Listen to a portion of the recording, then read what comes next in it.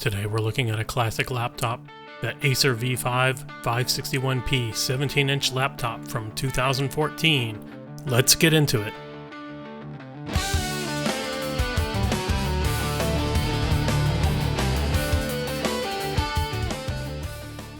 For some reason, laptops are falling more and more out of fashion as tablet devices are more common. This really is good news for computing enthusiasts, as traditional laptops have to innovate in order to fight for consumers' dollars. It wasn't even a few years ago when touchscreen laptops were available, much less the standard features on large laptops. Now you can pick up a decent laptop for the price of an extremely underpowered netbook. You don't even have to look that hard. The Acer V5 laptop has entered the mid-range laptop computer market with competitive features and undercuts the competition with an unbelievable price point. The Acer V5 laptop has entered the mid-range laptop market with competitive features and undercuts the competition with an unbelievable price point. And the best part is that this laptop is upgradable, so you're not stuck with limited memory or storage capacity. Here's some of the specifications. Windows 8.1 64-bit pre-installed. The CPU is an Intel i5 4200U. It's a 4th generation Haswell. Comes with 4GB of DDR3 1666 memory. It's upgradable to 16GB. Comes with the Seagate Momentus 500GB hard drive. It's a 15.6-inch HD widescreen Cinecrystal multi-touch display, 1366 by 768 resolution. It's got a 10-point multi-touch control, Intel HD graphics 4400, an 8x DVD plus and minus read-write dual layer drive. It's M-Disk enhanced. For the ports, it has an HDMI port, VGA, 2x USB 2.0 holes, one USB 3.0 hole, an RJ45 network port, media card slot, headphone jack, and a Kensington lot. The Acer V5 laptop has similar dimensions of other standard 15-inch notebook computers. It has a widescreen profile. 17-inch laptops are usually the same width but have slightly taller display. Marketing types would like to classify this as an ultrabook because it has a touchscreen, and it might have qualified as one a couple of years ago. The laptop's made out of plastic, with the back of the screen made to look like brushed metal. Opening the laptop, we see the usual chiclet-style keys. Keys are slightly separated apart. The function keys have a more usable layout than other notebooks. The brightness is mapped to the right and left arrow keys, and the sound volume is mapped to the up and down arrow keys, which is more intuitive and easy to feel while computing in the dark. Here's a grid of all the different keys and what they do. The arrow keys are spaced so they are not crowded and quite usable compared to other laptops. Another part of the keyboard I like is the placement of the Delete, Home, and End keys, which as an award-winning author, I use a lot when writing. The Home key is positioned above the numerical keypad on the left, and the End key is placed on the right. The placement is rather intuitive as I press Home on the left to go to the beginning of a line of text, also on the left. I press the End key on the right to go to the end of a line, on the right. The Delete key is on the right of the alphanumeric normal part of the keyboard, coincidentally placed above the backspace key. I press backspace to erase when my cursor is at the end of a line, and press delete when the cursor is positioned before the targeted text. The left side of the laptop has an 8-inch headphone jack, single USB 3.0 port, an HDMI port, RJ45 network jack, and a 15-pin RGA port, and a large ventilation exhaust port for the heatsink fan. The right side of the laptop sports 2 USB 2.0 ports, and the rest of the space is taken up by a DVD drive. Like many laptops, the DVD drive can be replaced with a hard drive using a standard kit. The front of the PC has a media card slot, which can only take SD cards, and 4 blue and orange status LEDs.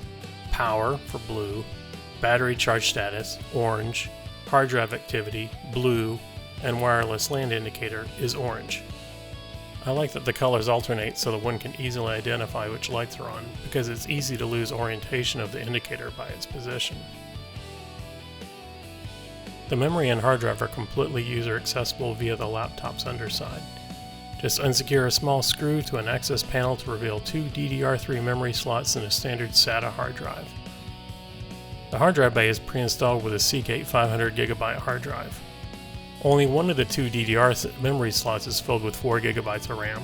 This means by default your laptop is running in single channel mode. This also means that you only have to purchase a single 4GB DDR3 module to upgrade to 8GB rather than having to buy a whole new 2-module kit. The takeaway is that you can upgrade this laptop with very little hassle. Optical drives are not that necessary, and honestly all the moving parts don't hold up well on a portable device. The good part is that you can easily purchase a kit online to install a new hard drive or SSD. The optical drive is of a new type that can read durable DVD media. Unfortunately, no DVD writing software is included. It was rather easy to upgrade the 500GB hard drive with a cheap 1TB drive. The Intel i5-4200U CPU is rather popular, and it's used in many mid-range laptop configurations today. It features 2 cores with hyperthreading, for a total of 4 threads, which appear as individual cores in Windows and Linux. This is good for running virtual machines, and the processor also runs relatively cool and quiet, especially when compared to AMD laptops. Intel 4400 integrated graphics provide a decent value for laptops. A hardware enthusiast such as myself really wouldn't consider an integrated graphics option on a laptop a few years ago. The old Intel 3000 series could barely accelerate anything, and it reminded me of the S3 Verge decelerator chips from the beginning of the PC gaming revolution. The new 4400 and 5000 series really aren't a compromise at all. While they will not run Crysis at insane resolutions, these integrated graphics can run most mainstream and advanced games with medium quality settings at a decent frame rate. These aren't meant to be gaming cards, but they sure don't suck. Dolby Digital Audio. Apparently the license for useless gimmicks such as Beats Audios is too expensive for budget laptop manufacturers, so Dolby Labs is more than willing to step in and lend their logo for hardware that doesn't actually do anything for their chance to suckle at sweet licensing teeth. Yes, the laptop has a Dolby Digital Plus logo on it, and that's only because it comes pre-installed with the Dolby Equalizer software. This software takes up the entire damn screen, offers only a few options, and is damn near impossible to use. When setting the equalizer, the bar drops down to the baseline, so the setting never keeps. This behavior is even more maddening when the audio is playing and each band's column value is painfully choppy animation. There's a fake surround sound and Dolby bass option, but honestly I've heard better from Windows Media Player's built-in audio enhancements. The software also runs at boot up, along with the other pre-installed bloatware, which wastes resources.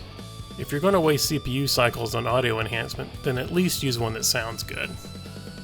BIOS options. There are very little options in the way of BIOS configurations. There are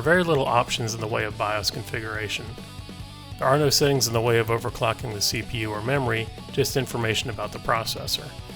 The video memory also can't be adjusted, but thankfully the Intel HD graphics dynamically allocates memory as needed, up to 1.7 GB.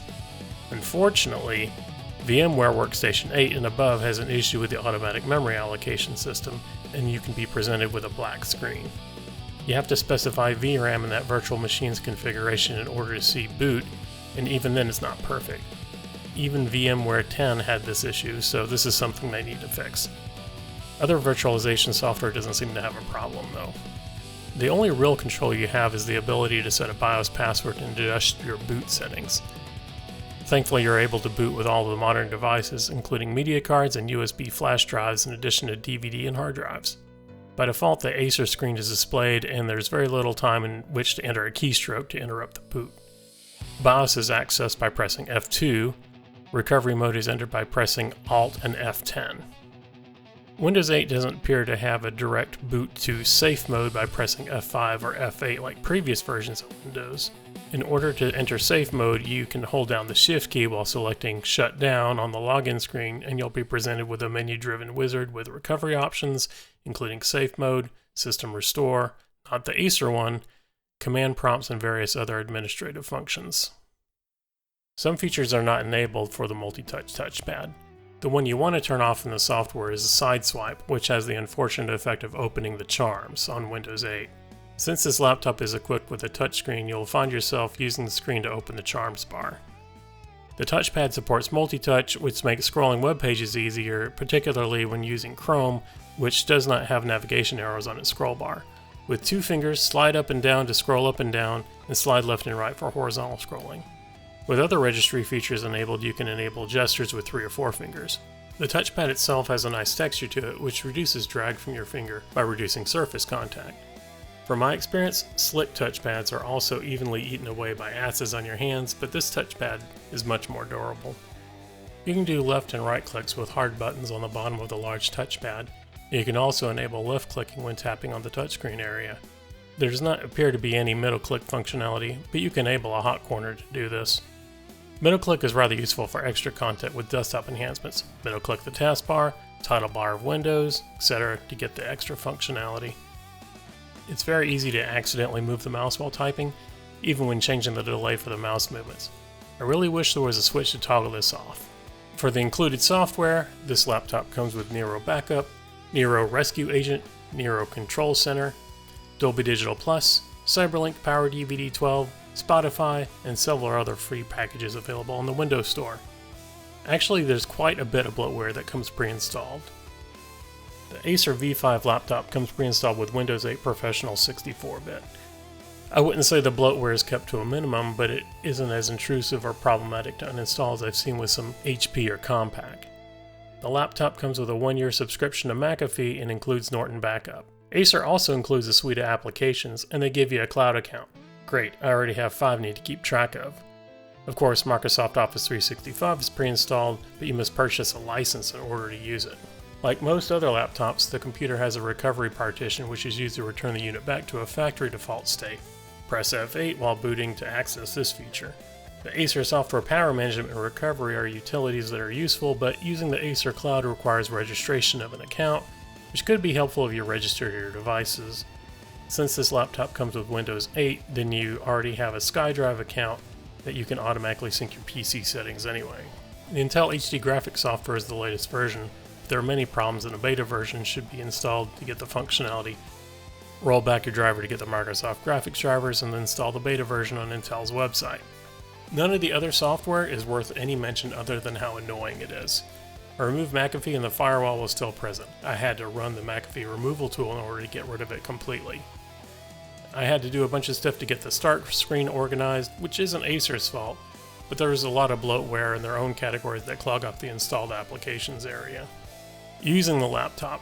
The keyboard is nice to use and has similar chiclet keys like used on Mac laptops, although sometimes the bottom row of keys are missed while typing. The keyboard is otherwise responsive and the layout of the laptop functions is laid out well, although the touchpad toggle could be easier to find. The arrow keys are also easy to find and are not crammed up against the other keys, although they are rather small. The keys themselves are average, and the decals are printed on, so expect them to wear off after several years of heavy use. The top of the keyboard has a nice brushed aluminum plate, which gives a nice feel and will help prevent erosion. The rest of the laptop, however, is all hard plastic, which has the unfortunate property of bowing due to its weight. When the laptop is picked up with one hand, I got in the habit of picking up the laptop from the center or cradling it with 2 hands. The enter key and backslash key are touching for some reason, which makes it look like one large enter button. In practice, this hasn't really been an issue though. The touchpad is rather easy to use thanks to its large footprint. It does require some tweaking to get some extra functionality out of it, such as turning off edge swipes or enabling 3-finger functionality. I really like the momentum feature, which allows your cursor to continue moving as if it had physical weight, similar to how a trackball behaves. I really love the responsive 2-finger scrolling, which allows scrolling in web browsers and documents. The touchscreen is pretty responsive and easy to use. I find myself just clicking on a dialog box or performing gestures on the screen itself rather than having to position my cursor with a touchpad. Hell, even Word has a finger mode intended for touch navigation. The screen resolution is average in this category, which is way below average for any mid-range machine in my opinion. To make the most of this, one should really move the taskbar to the left or right and reduce its footprint in order to make the most of the usable resolution. If you're into Metro or modern UI apps, then the resolution is just fine. The laptop runs really cool despite what some people say about Haswell processors. The bottom of the laptop does get hot, but it can get warm when running a high-end game like Thief. The keyboard does not get warm at all. The processor was monitored using core temp, and the CPU averaged about 43 degrees Celsius at idle and about 48 degrees while playing a game. This is about 110 to 130 degrees Fahrenheit, which is way below some of the low power processors I've used. The AMD C50 ran way hotter and it was not anywhere near in the same class in terms of processing or graphics power. Playing games on the laptop isn't as bad as I once thought. The PC was picked up with the intention of some light development work, but I was pleasantly surprised when I could play modern games with a decent frame rate, which is not something any integrated graphics card could claim 2 years ago. The internal 500GB hard drive is okay, but nothing spectacular. The laptop comes with a DVD burner, but most people won't use this. I'd rarely recommend pulling the optical drive out and replacing it with an additional hard drive or an SSD. If you really need to install things from a disk, then just get a USB or some USB conversion kit for the optical drive. The Acer V5 laptop is a great value when compared to others in its category. It has a better than average build quality, it has a thoughtful keyboard layout, large textured touchpad, and an optical disk drive. The price point is excellent for this laptop and it can be picked up at Office Max for about $450. I've seen other laptops with the exact same specifications go for $650, and the only difference is a newer model and the specs are exactly the same. The build quality of the Acer is a little better, as there is an aluminum plate and a good touchpad. Most of its other features are pretty much what you expect in a mid-range category. The screen is of average quality and has an average resolution, and the i5 4200U processor is okay. The good, excellent price, good touchscreen, expandable storage, expandable to 16GB of RAM, minimal bloatware, it has a good keyboard layout, it has a tiny power brick, and has expandable storage.